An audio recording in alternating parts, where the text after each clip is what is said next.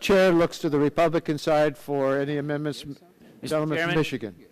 Mr. Chairman, I have an amendment that I'm offering in block with Mr. Terry and with Mr. Radonovich. Yeah.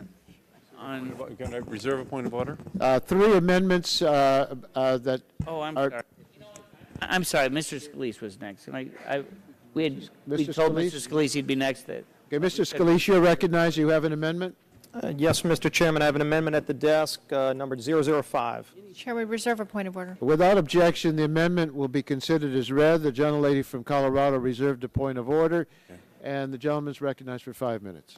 Thank you, Mr. Chairman. This amendment deals with the trading component of this piece of legislation. There hasn't been a lot of discussion yet on the trading scheme under cap and trade energy tax. What this bill does is bans speculators, foreign governments from getting involved in the process of buying and selling energy in the United States. So what it ultimately will do, and if you look, we had some testimony when Vice President Gore was here a couple of weeks ago. One of the comments that came up earlier today was the involvement of Enron in the California electricity crisis and the fact that they were speculating. It was pointed out in the hearing with Vice President Gore that Enron's CEO, Ken Lay, was at the White House back in August of 1997, met with President Clinton and Vice President Gore to help develop the cap and trade scheme. So clearly Enron had an interest, and in fact, when I'd asked Vice President Gore about that meeting, he did not dispute that the meeting occurred in the White House. So clearly Enron had a real big interest in cap and trade because the trading scheme allows for the creation of a new commodities market. It allows for, in essence, rationing of energy in the country, where you then have to go and buy the ability to emit more carbon than the government gives you as a cap. And so at a minimum, and it was talked about yesterday a little bit on the regulations in Section 341, there was some talk that there are some regulations to limit exposure that taxpayers would have, but the prohibitions here do not prohibit speculation. It prohibits excess speculation, but it still allows speculation in this commodities market. And so it also allows governments, foreign governments, to come in and have up to 10% of the regulated allowances that they could then buy to turn around and sell to American companies at a premium, which would then be passed on in higher utility rates to consumers. So with all the talk that we've had about foreign oil, Saudi sheiks would be able to buy these permits and then turn around and sell them to U.S. companies that would have to buy them in order to emit energy. The Chinese government would be able to come in and buy these permits. Now, we know that the Chinese government is not buying any more of our debt because we're spending too much money here in Washington. But this is creating a new place for them to go and put their money. So the Chinese government can go up and buy 10%, up to 10% of all of these allowances on this new commodities market and literally help control the U.S. economy on energy. That's in the bill. It's allowed right now. My amendment prohibits that.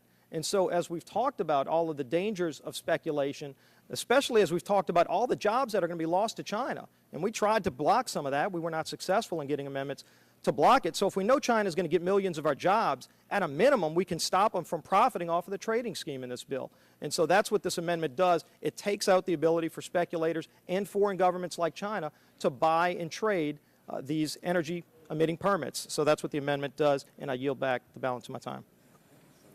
Mr. Chairman. Mr. Chairman, I withdraw my reservation.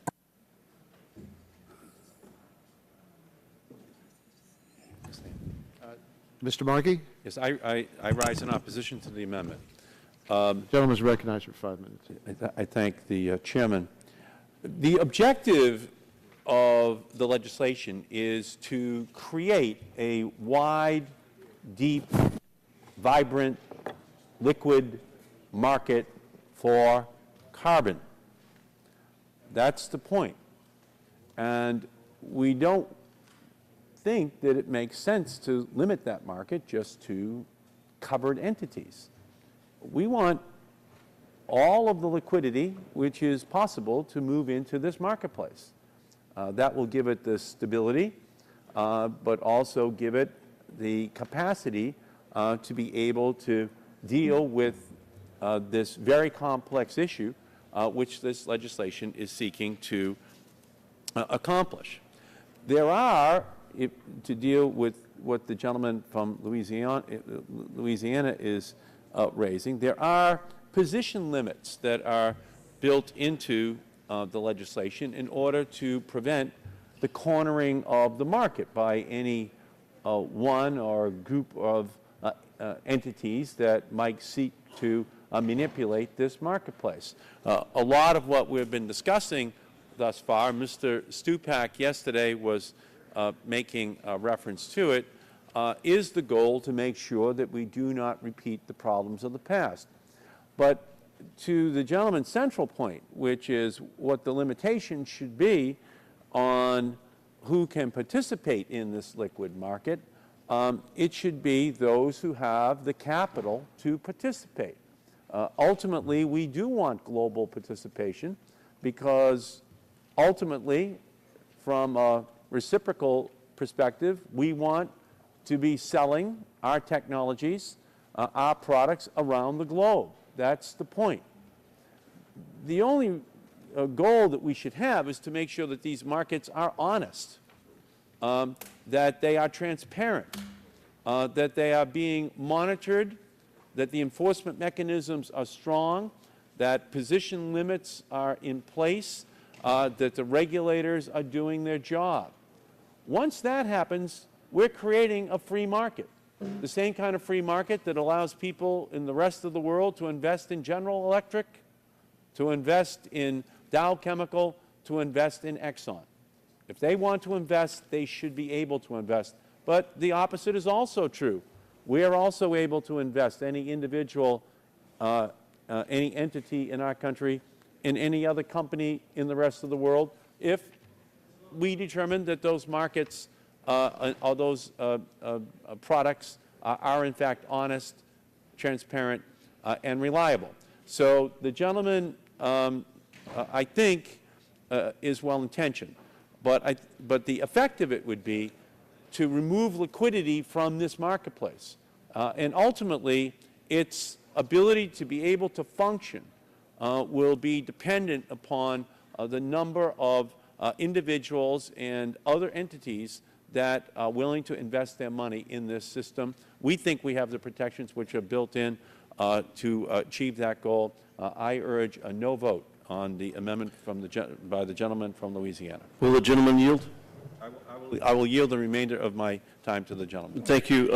I have a concern and observation. This sort of language may prevent new players from coming into the market. You always want to have a robust market that allows young companies to come up, and if they're not certified yet, then they're not going to be able to buy the allowances. It's going to make it much more expensive for them to get into the market. Is that a consideration? Well, first they'd have to have a cap established in order to then be limited. So once the government under cap and trade energy tax would actually set that cap, then they would be a covered entity under this section, so they would be able to participate in that marketplace.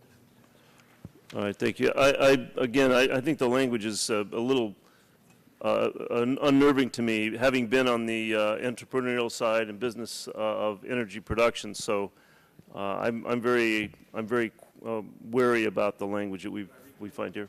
Yes. Let me reclaim my time and recognize the gentleman from Utah. I yield to the chairman. Gentleman's recognized. Well, thank you. I thank my colleague for yielding. I think we have to be really careful. We had a discussion last night on energy trading, and I wanted to speak then, but we had some limited time. But I just want to suggest that this amendment's kind of, I think, what can be wrong about over-regulating how financial markets work. Financial markets work best when there's transparency and accountability, and that's the goal we ought to have, not just for a carbon market, for energy markets in general. You know, we had the problem, and my colleague Mr. Stupak raised it last night about people avoiding NYMEX and engaging in what's called trading through the London loophole. We do need to have that transparency and accountability, and that's the proper level of regulation for financial markets. But if we're not careful, and we overreach on this, we'll create a situation where energy prices are going to go up because you're going to prevent people from appropriately hedging risk. And if you prevent them from doing that, they're going to have to increase their cost of energy. So both what we talked about last Would the night, gentleman yield? language that's in the underlying bill, and this amendment, I just encourage people to be Would you very suggest it's a careful. bad thing for Yeah. energy prices to increase? I'd agree. Gentleman's time's expired. I'll ask unanimous consent the gentleman be granted 2 additional minutes. I thank the gentlelady, and I continue to yield to the gentleman from Utah. Well, I think I made the general point. I think we just have to be very careful. There's talk in this underlying bill about eliminating over-the-counter market trades. We got to be very careful. I just suggest that. This is it. I used to trade these. I used to represent end users in natural gas futures. And I would suggest that there is a role for this market if it's appropriately regulated with appropriate transparency and accountability, that it will work. But if we overreach, there will be consequences that I think we'll regret. And this is a complicated issue, very complicated. And I encourage our committee to continue to look at it, but I suggest that this particular amendment, which would restrict an open, transparent market with multiple traders, may create less liquidity and problems in the marketplace. I'll yield back. Well, Chairman, you... Let me just follow up, and then I'll come back and yield to the gentleman from Michigan. Yeah. And what Mr. Matheson said is correct. You do have to have some liquidities in these markets. That's why in the underlying bill, we have in there, CFTC will set up these boards to determine the proper amount of liquidity that should be, whether it's the carbon market, whether it's the oil market, whether it's the wheat, corn, whatever it might be underneath the Commodities Future Act.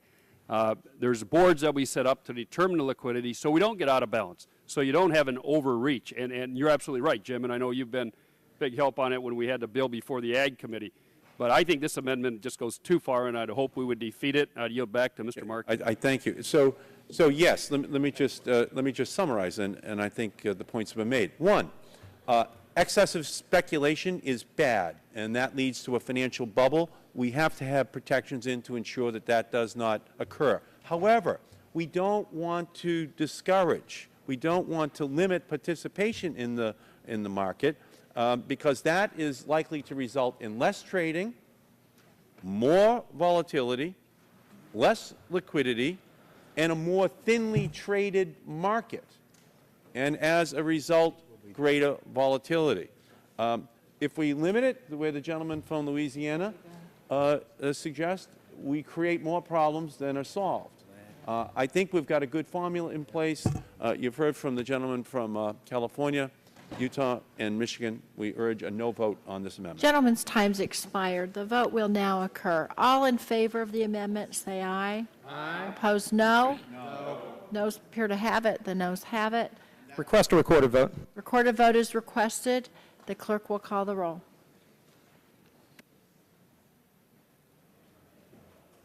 Mr. Waxman. Mr. Dingell. Mr. Dingell votes no. Mr. Markey. No. Mr. Markey votes no. Mr. Boucher. Mr. Pallone. Mr. Gordon. Mr. Rush. Ms. Eshoo. Ms. Eshoo votes no. Mr. Stupak? No. Mr. Stupak, no. Mr. Engel? Mr. Green? Ms. DeGette? Ms. DeGette, no. Ms. DeGette votes no. Mrs. Capps? Mrs. Capps, no. Mr. Doyle? Mr. Doyle, no. Ms. Harmon?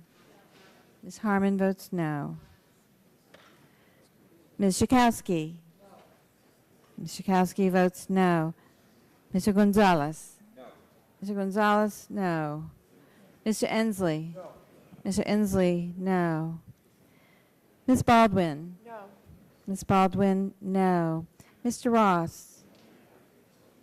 Mr. Weiner? Mr. Weiner votes no. Mr. Matheson? No. Mr. Matheson, no. Mr. Butterfield? No. Mr. Butterfield, no. Mr. Melanson? No. Mr. Melanson, no. Mr. Barrow? No. Mr. Barrow votes no. Mr. Hill? Mr. Hill, no. Ms. Matsui? Ms. Matsui, no. Mrs. Christensen? Mr. Sarbanes? I'm sorry, I skipped you. Ms. Castor, sorry. Ms. Castor votes no. I'm sorry, Mr. Sarbanes. Oh, Mr. Sarbanes, no. Mr. Murphy of Connecticut. Mr. Murphy, no. Mr. Space. Mr. Space, no. Mr. McNerney. Mr. McNerney, no. Ms. Sutton. Mr. Braley. Mr. Braley, no.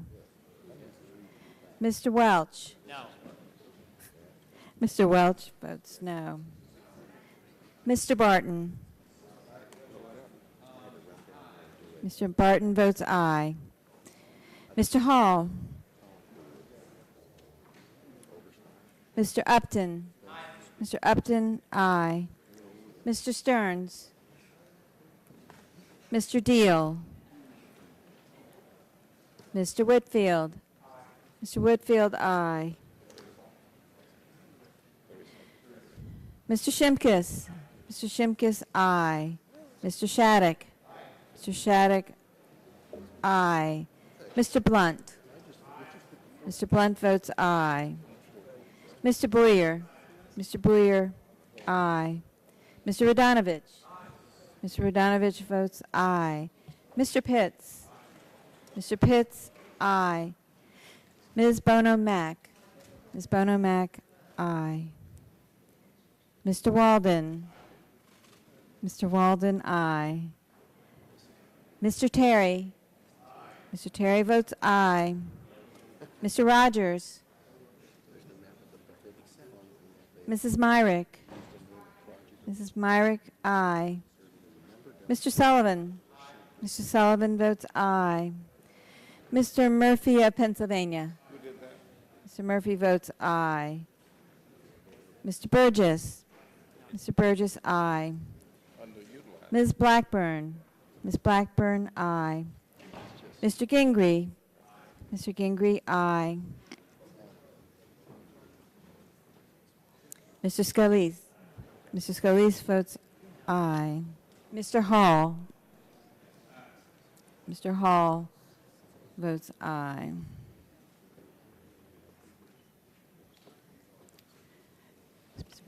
Mr. Waxman. No. Mr. Mr. Waxman votes no. Mr. Pallone. No. Mr. Pallone votes no. Mr. Gordon. Mr. Gordon votes no. Mr. Rush. Mr. Rush, no.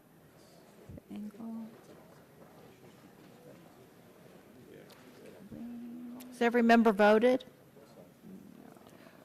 The clerk will tally and... Ms. Sutton? Ms. Sutton votes no. Clerk will tally and report. Mr. Ross? Did you vote? No. Mr. Ross? No.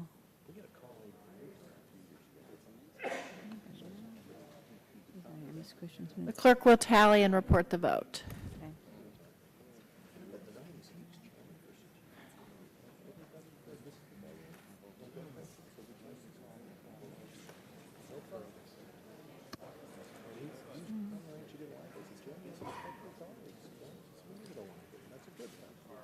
Ready? On that vote, Madam Chairman, the ayes were 20 and the nays were 32. Ayes were 20, the noes were 32. The amendment is not agreed to.